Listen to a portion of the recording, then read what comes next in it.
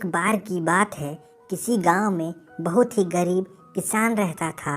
वह किसान एक समय अमीर व्यक्ति भी रह चुका था। वह जब अमीर था तब भी और आज गरीब होने के बाद भी वह दूसरों की मदद किया करता था। वह जितना हो सकता था वह दूसरों की मदद करता था। वह किसान जब भी मंदिर जाया करता तो ईश्वर से धन मांगता ताकि वह दूसरों की मदद कर सके। ऐसे ही कुछ समय बीता। एक दिन किसान ने एक सपना देखा कि अगले दिन तुम्हारे घर पर एक साधु आएंगे। जब वह तुम्हारे घर आए तो उनके घर के अंदर आते ही उनके सर के पीछे डंडे से स्पर्श करना। डंडे से स्पर्श करते ही वह पूरी तरह से सोने के बन जाएंगे। इस तरह तुम फिर से एक अमीर आदमी बनकर दूसरों की मदद कर सकते हो।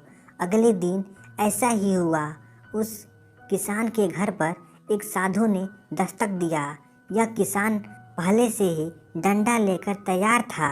जैसे ही वह साधु घर के अंदर आया, किसान डंडे से उसके सर के पीछे स्पर्श किया और वह पूरी तरह सोने के बन गया। अब यह सब कुछ एक नाई ने देख लिया। यह नाई किसान के घर किसान का बाल काटने आया था। उस नाई ने सोचा, अगर किसी साधु को डंडा से मारने पर सोने का बदलता है तो मैं इस तरीके से बहुत ही अमीर बन सकता हूँ। मुझे भी साधुओं को डंडे से मारकर अमीर बनना चाहिए। उस किसान ने तो बस एक ही साधु को डंडा से मारा। मैं एक से ज़्यादा साधु को डंडे से मारकर उससे भी ज़्यादा पैसे वाला बन जाऊंगा। यह सोचकर नाई ने कुछ साधु को अपने घर भोजन और दान देने के लिए बुलाया। साधु भी परेशान थे कि जो नाई हमें कभी कुछ भी दान नहीं दिया, आज वह भोजन भी खिलाएगा और दान भी देगा। वैसे भी वह सभी साधु नाई के बताए समय पर नाई के घर पहुंच गए। नाई अपनी सारी तैयारी कर लिया था।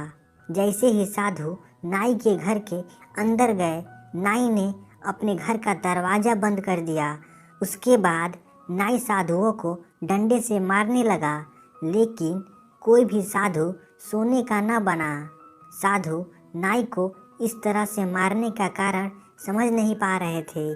कुछ समय मार खाने के बाद सभी साधुओं को गुस्सा आ गया। सभी साधु मिलकर नाई को खूब मारा। नाई को मारने के बाद वह नाई के घर से बाहर आ गए। इस कहानी से हमें यह सीख मिलती है कि हमें कभी भी किसी दूसरे व्यक्ति की नकल नहीं करनी चाहिए। तो दोस्तों, आशा करता हूँ ये कहानी आपको अच्छी लगी होगी। ऐसे ही मज़ेदार कहानियाँ सुनने के लिए हमारे चैनल को सब्सक्राइब कर दीजिए।